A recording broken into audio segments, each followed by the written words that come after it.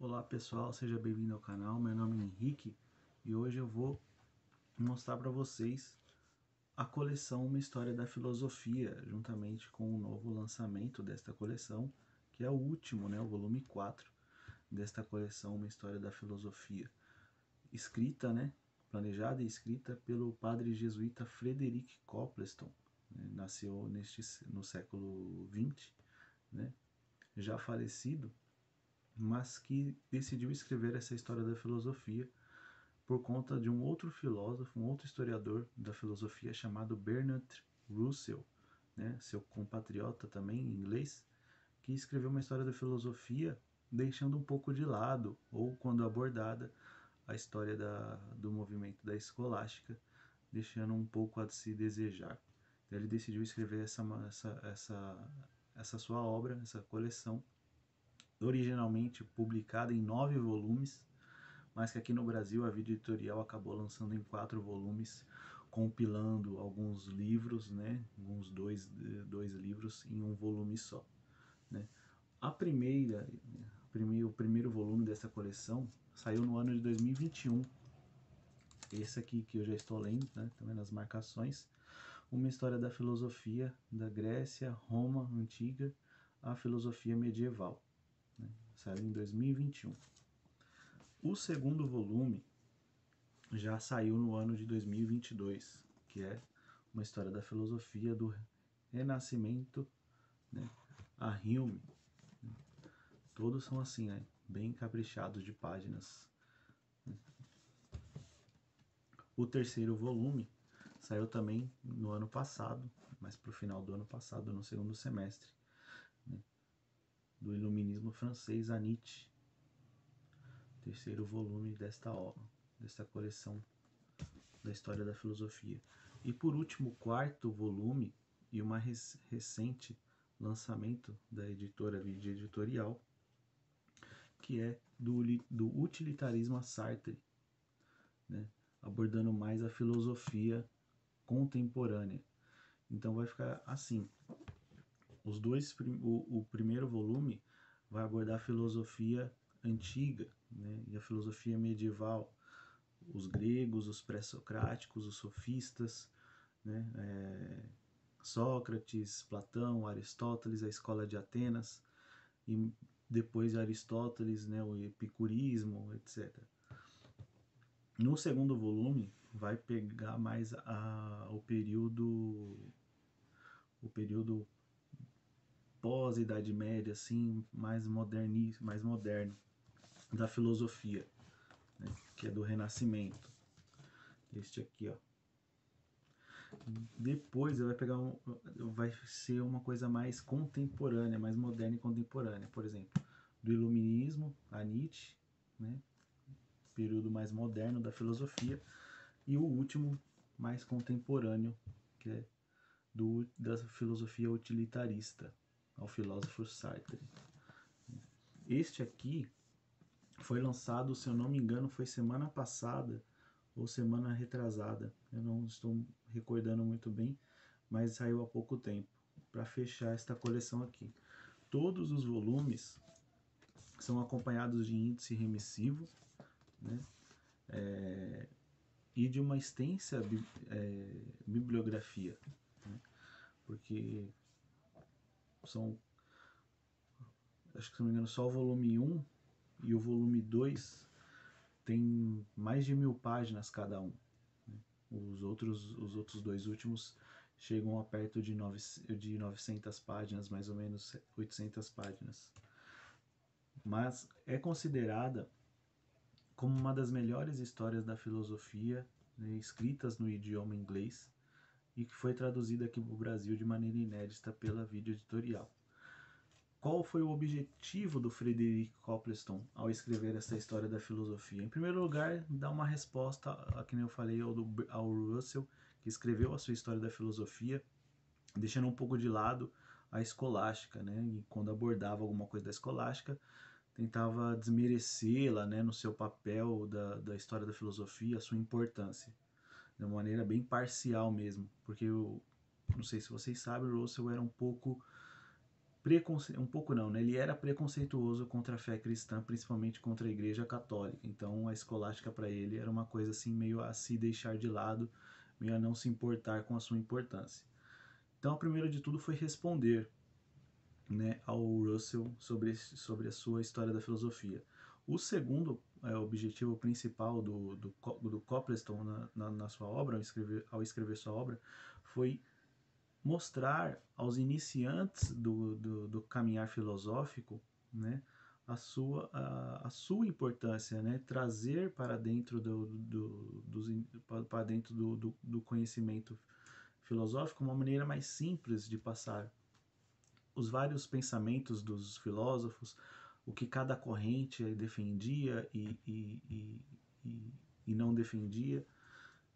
Então, logo no primeiro volume, ele vai deixar bem claro isso, de que um dos principais motivos para escrever o livro foi pensando numa história completa da filosofia, foi o de suprir os seminários católicos com um trabalho que fosse um pouco mais detalhado e de escopo mais amplo do que os textos geralmente utilizados, e que ao mesmo tempo se esforçasse para exibir o desenvolvimento lógico e a interconexão entre os sistemas filosóficos. Então, o que ele está dizendo aqui, que era para ajudar, né, os seminaristas da sua época a terem uma compreensão mais ampla e mais completa da história da filosofia, né?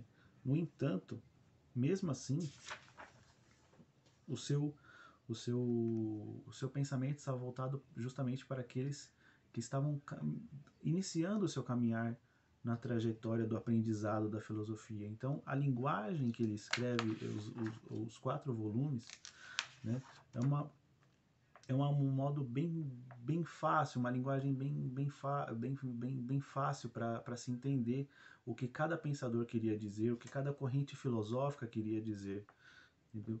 E os capítulos são pequenos, né? Em média são 4, 5 páginas por capítulo, né? Então é uma coisa resumida, ao mesmo tempo que abrange todo o saber de cada pensador, de cada corrente filosófica. E também na introdução deste primeiro volume, ele vai colocar o motivo, o porquê de estudar a filosofia. E ele vai dizer, abre aspas, dificilmente chamaremos de educada a pessoa desprovida de qualquer conhecimento de história.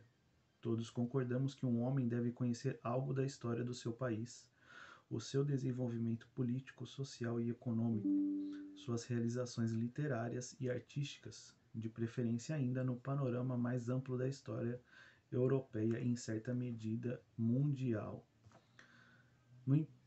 E continua, mas assim como se pode esperar que um inglês educado e culto possua algum conhecimento de Alfredo o Grande e Elizabeth, de Cromwell a Marlborough e Nelson, da conquista normanda, da Reforma e da Revolução Industrial, seria igualmente esperado que soubesse algo, pelo menos, sobre Roger Bacon e Duns Scotus, sobre Francis Bacon e Hobbes, sobre Locke, Berkeley e Hume, J.S. Mill e Herbert Spencer.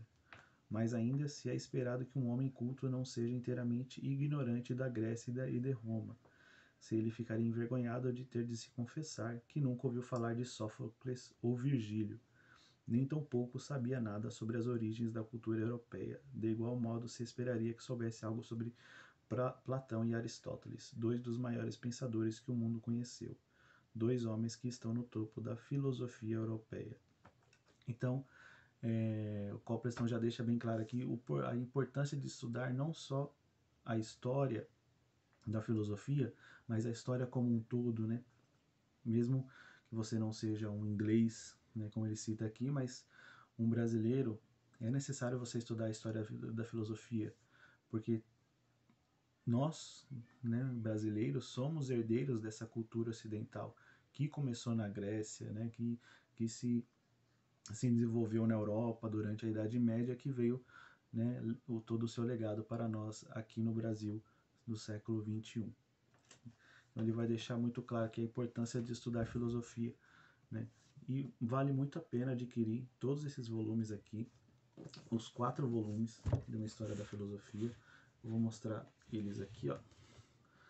me pesar os 4 aqui, ó. São bem pesados, os 4 juntos. Ó.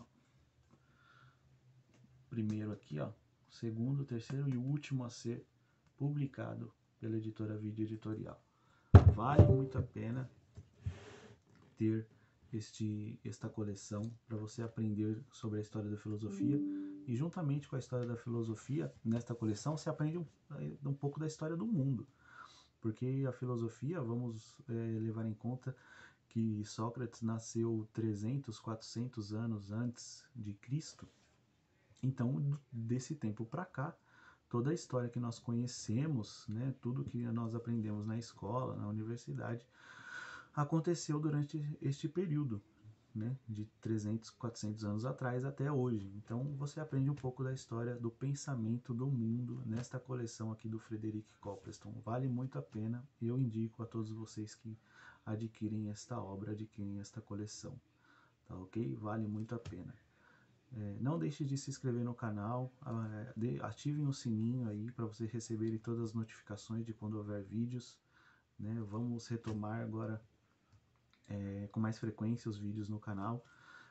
Comente se você já conhecia a obra, se você já adquiriu ela, qual é o volume que você mais se interessou, qual o período histórico da filosofia que te interessa mais. Não deixe de se inscrever no canal, de compartilhar esse vídeo nas suas redes sociais com os seus amigos, né? E até a próxima, no próximo vídeo aqui do Catequese Cast. Fiquem com Deus e até a próxima.